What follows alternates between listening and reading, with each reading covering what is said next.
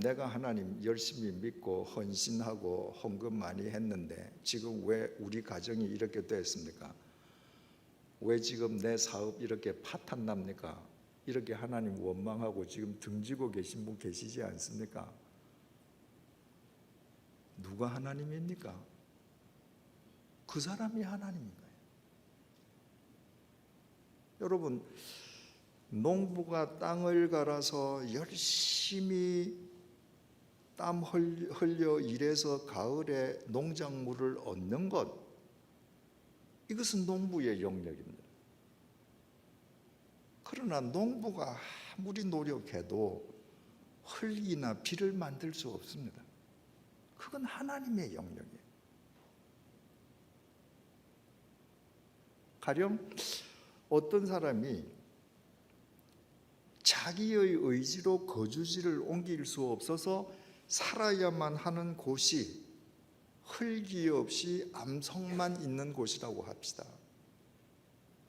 거기에서 하나님, 왜 내가 사는 이 곳에는 흙이 하나도 없습니까? 아무리 원망해도 무슨 응답이 있겠습니까? 암석밖에 없는 곳에 주님께서 그곳에서 살게 하셨다면 그건 하나님 영역이에요. 그 사람의 영역은 어떻게 하는 것이어야 할까요? 그 암석을 이용해서 살아가는 방법을 찾아내는 것입니다. 채석을 하든가 그 암석을 유명한 등산로가 되게 하든가 그 속에서 살아가는 방법을 자기가 찾아내는 것이 자기의 영역인 것입니다. 주님을 믿는 제1보가 그리고 주님을 믿는 믿음이 성숙해지는 그 과정이 나의 영역과 하나님의 영역은 다르다는 것을 인정하는 것인데 이것이 어렵습니다. 이것이 안 되면 우리 삶 속에서 사도행전은 전개될 수 없습니다. 하나님께서 이사야서 55장 8절에서 9절을 통해 이렇게 말씀하십니다.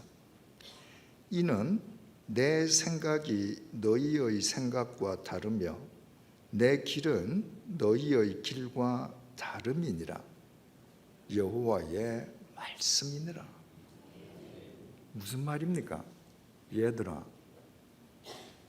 나 하나님과 피조물 너희들은 다르다. 네 생각과 내 생각은 같지 않아. 네가 일을 처리하는 길, 수단, 방법과 내가 역사를 주관하는 방법은 다르다. 여러분, 똑같으면 내가 하나님이죠. 나하고 똑같은 생각과 수단을 가지신 하나님을 우리가 이 저녁에 이렇게 예배당에 모여서 믿을 까닭이 어디 있습니까? 나 믿으면 그만이죠. 주님께서 내 생각과 내 길, 내 수단은 너하고 다르다 하시고 덧붙여요. 이게 바로 나 여호와의 말이다. 이렇게 계속하십니다. 이는 하늘이 땅보다 높음같이 내 길은 너희의 길보다 높으며 내 생각은 너희의 생각보다 높음이니라. 얼마나 다른가? 하늘이 땅보다 높은 만큼 내 생각은 너희 생각보다 높고 내가 일을 처리하는 길, 그 길은 너희 길보다 높다. 여러분, 하늘과 땅 차이가 얼마입니까? 지금 미국 우주과학연구소에서 가장 큰 천체망원경으로 인간이 확인할 수 있는 별이 200억 광년 거리에 있는 별 아닙니까? 미국의 우주과학자가 천체망원경을 가지고 하늘을 보면서 200억 광년 거리에 있는 별이 반짝하는 걸 지금 봤습니다. 언제 반짝한 겁니까? 200억 년 전에 반짝한 겁니다. 그 빛이 지구에 닿기까지 200억 년 동안에 그 별이 없어졌는지 지금도 있는지 우리는 모릅니다. 하늘과 땅 차이는 그야말로 이처럼 큽니다. 하나님의 생각과 우리의 생각은 이만큼 다릅니다. 그것을 인정할 때부터 우리는 매사에 순응하게 되고, 매사가 감사의 조건이 되고, 매사가 합력해서 선을 이루는 주님의 섭리 속으로 들어가게 되는 겁니다. 저는 지금 낙향에서 시골에서 살고 있습니다. 제가 살고 있는 마을은 40가구에 80명이 삽니다. 작은 마을입니다. 그런데 그 마을에 계신 분들이 세상의 어떤 스펙으로는 학력을 갖추신 분들이 아닙니다. 그리고 그 80명 가운데에 교회를 다니는 분들은 저희 부부를 합쳐서 4사람밖에 없습니다. 그런데 그 마을에 사시는 분들이 얼마나 영적인지요. 참 많이 배웁니다. 우리는 꽃이 핀다고 말을 합니다.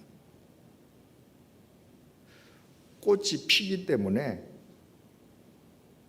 내가 꽃을 심고 물을 주면 내 수고와 내 노력의 결과로 꽃은 피게 되어 있는 겁니다. 제가 사는 마을 사람들은 말을 그렇게 하지 않습니다. 꽃이 핀다고 말하지 않고 사과꽃이 온다고 얘기를 합니다. 사과꽃이 핀다라고 얘기하면 이거 피면 내 노력의 결과예요. 근데 그분들은 뭘 아는가? 내가 아무리 정월 대보름이 끝난 그 다음 날부터 열심으로 땀 흘리고 수고하고 일을 해도 봄에 사과꽃이 안 필 수 있다는 걸 아는 거예요. 그래서 그분들은 핀다고 말하지 않고 온다고 말을 합니다. 사과꽃을 피우기 위해서 노력하는 것은 나의 영역인데 꽃이 피느냐 안 피느냐는 내 영역이 아니에요. 왜? 그 꽃은 뭐 어디선지는 모르지만 오는 것이니까. 그 꽃을 보내주는 분이 안 보내주면 안 오는 거예요.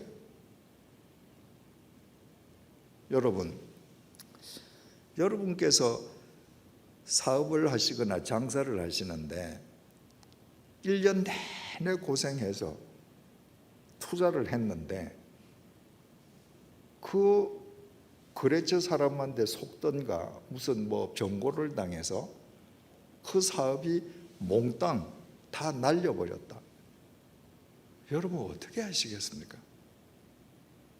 정말 이 속이 뒤집어지지 않겠습니까? 새벽 기도에 나와서 기도하면서도 하나님에 대한 원망이 더 많지 않겠습니까? 올 초에 우리 마을 어느 집 사과밭에 꽃이 안 왔습니다.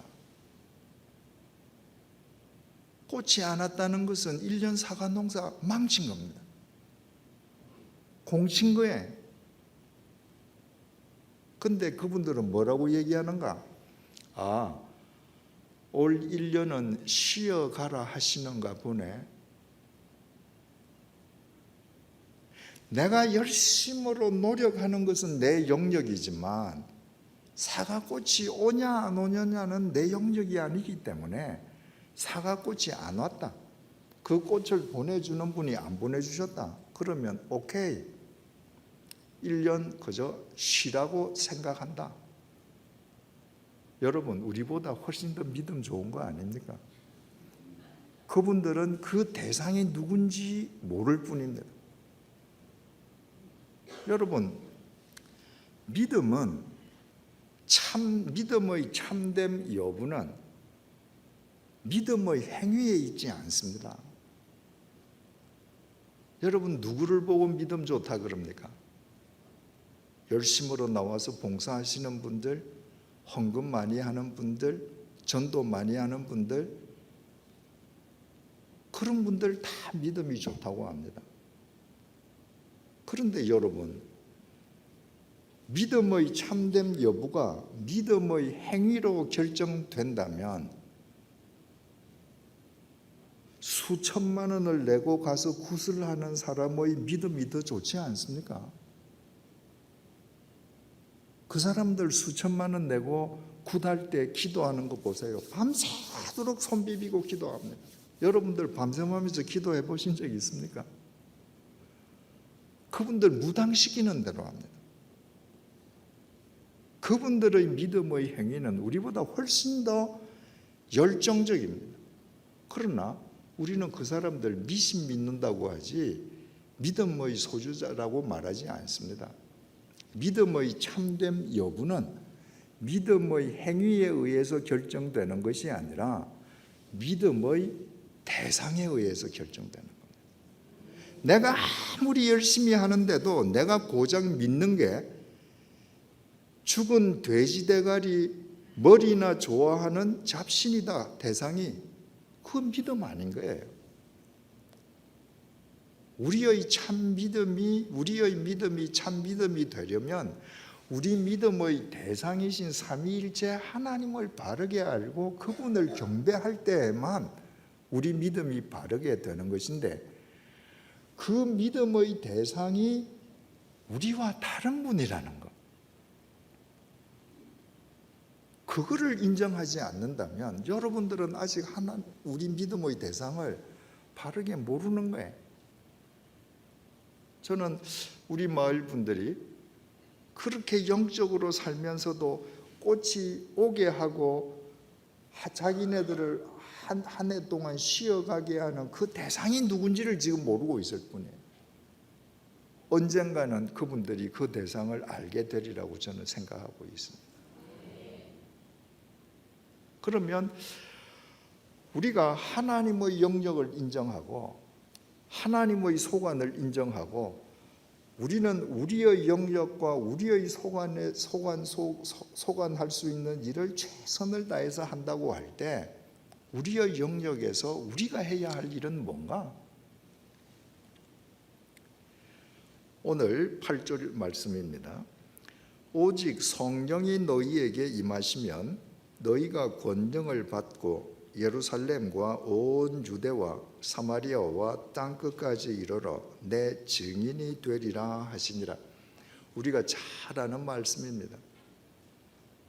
예수님께서 승천하시기 직전에 우리에게 내리신 마지막 명령, 그래서 지상 최후의 명령이라고도 하고 지상 최대의 명령이라고도 합니다. 우리가 우리의 영역에서 해야 할 일은 우리의 온 열과 성을 다해서 주님의 증인으로 사는 것.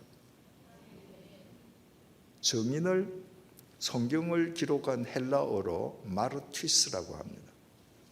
마르티스라고 하는 단어에서 순교자를 뜻하는 마터라는 단어가 나왔습니다. 주님께서 말씀하신 증인은 그냥 법정에서 사람들이 그렇게 하듯이 지금 재판받는 사람이 내 친구니까, 나하고 이념이 같으니까, 나하고 저 혈육이니까 적당하게 거짓말 보태서 저 사람한테 유리하게 말해주고, 그런 증인, 그런 정언을 뜻하지 않습니다. 내가 보고 듣고 느낀 것을 증언하기 위해서, 바르게 증언하기 위해서 내 목숨을 거는 증인이 되라는 것입니다. 여러분, 왜 우리가 예수 그리스도를 증언하기 위해 우리 목숨을 걸어야 합니까?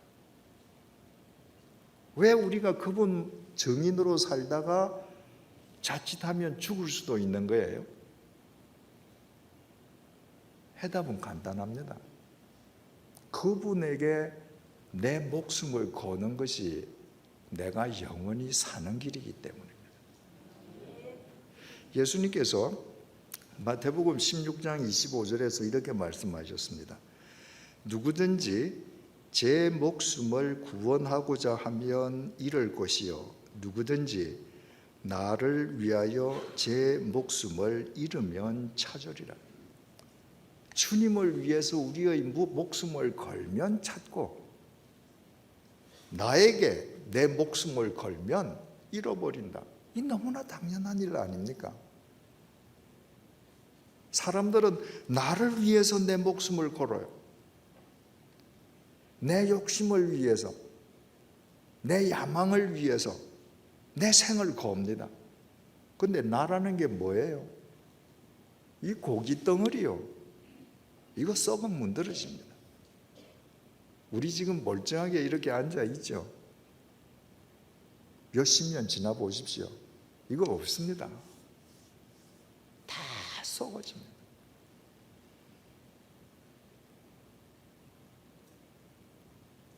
캄보디아가 그 킬링필드 대학살이 있어서 거기에 가면 수많은 해골들이 쌓여 있지 않습니까? 고기 덩어리 썩고 나니까 그 해골이 누구 건지 어떻게 합니까? 여러분 자신을 위해서 생을 걸면 이거 고기 덩어리 썩어지고 나면 다 끝납니다. 예수 그리스도에게 생을 걸면 영원히 삽니다. 그분이 죽음을 깨뜨리고 부활하시고 영원한 생명의 가교를 우리 앞에 열어두셨기 때문입니다.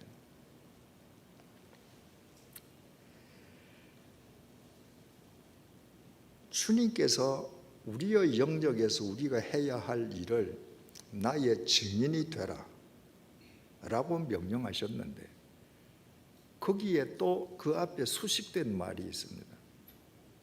땅 끝까지 이르러 내 증인이 되라는 것입니다. 그래서 믿음이 좋은 분일수록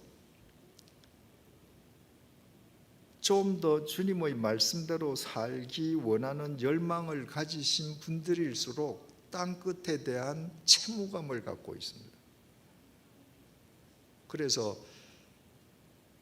교회에서 가든지 보내든지라는 표를 유포하기도 합니다. 다 주님의 명령에 따라서 땅끝을 공간적으로 먼 곳이라고 생각하기 때문에 내가 직접 보따리 싸서 땅끝으로 가든가 아니면 땅끝에 가 있는 선교사들을 후원하든가 그래야 마음속의 빚을 갚을 수 있다고 생각합니다. 그런데 여러분, 땅끝까지 이르러 내 증인이 되라고 말씀하신 그분은 베드로나 바울이 아닙니다. 이 명령을 내리신 분은 주님이십니다. 주님은 요한복음 1장 1절에 의하면 태초에 말씀으로 성부 아버지와 함께 천지를 창조하신 분이십니다. 그분은 당신이 창조하신 천지가 어떤 모양을 이루고 있는지 아시는 분이에요. 예수님의 이 말씀을 들은 사람들은 2000년 전에 이 세상을 평면으로 생각했습니다. 이 세상을 저 끝까지 가면 저 제일 끝에는 10년의 절벽이 있다는 거예요. 그리고 끝이 있다는 겁니다. 그래서 예수님께서 땅끝까지 이르러 내 증인이 되라고 하셨기 때문에 땅끝은 공간적으로 제일 먼 곳입니다. 그런데 삼위일체 하나님께서 창조하신 이 땅은 평면이 아닙니다. 동그란 구입니다. 그래서 갈릴레오에 의해서 지구가 동그랗다는 게 발견되어졌는데도 사람들은 옛날의 관습과 생각으로 이 구조를 해석합니다. 그러니까 지금도 땅끝은 제일 먼 데예요. 여기도 땅끝이죠. 만약에 땅끝을 한국 사람들이 생각하는 것처럼 저 아프리카나 남미다 라고 생각해서 예수님의 이 명령에 순종하기 위해서 우리가 다 보따리 싸들고 아프리카나 남미로 간다고 하십시다. 거꾸로 아프리카나 남미에 살고 있는 크리스찬들은 땅끝까지 이르러 증인이 되기 위해서 다 보따리 싸들고 한국 와야죠. 하나님이 창조하신 지구는 둥굽니다. 그래서 어느 방향이든지 내가 땅끝을 향해서 한 방향으로 계속 나아가면 지구를 한 바퀴 돌아서 내가 서 있는 지금 이 현장으로 옵니다. 땅끝은 공간적으로 먼 곳이 아니라 지금 내가 두 발 딛고 서 있는 곳입니다. 내가 두 발 딛고 서 있는 곳이 땅끝을 향한 출발점인 동시에 종착점인 것입니다. 그래서 내가 두 발 딛고 서 있는 이곳이 땅끝임을 알고 이곳에서 예수를 위해 내 생명을 거는 마르티스, 증인으로 살 수 있는 사람이 공간적으로 지리적으로 먼 곳에 가서도 주님의 증인으로 살 수 있지, 가장 나를 잘 아는 나와 가장 가까운 사람들이 함께 나와 더불어 사는 내 삶의 현장에서 예수의 증인으로 못 사는 사람이 멀리 가서 증인으로 산다. 여러분 가능합니까? 그건 연기죠. 모르는 사람들 앞에서 연기하는 거죠. 진짜 증인은 나를 잘 아는 사람, 흉허물 없는 사람 앞에서 내가 저 사람은 예수의 증인이라고 인정받는 삶을 사는 사람입니다. 그렇다면 우리가 두 발 딛고 있는 이 현장이 땅끝의 출발인 동시에 종착점이라는 걸 우리가 깨닫고 나면 제일 첫 번째 땅끝은 두말할 것도 없이 우리 가정입니다.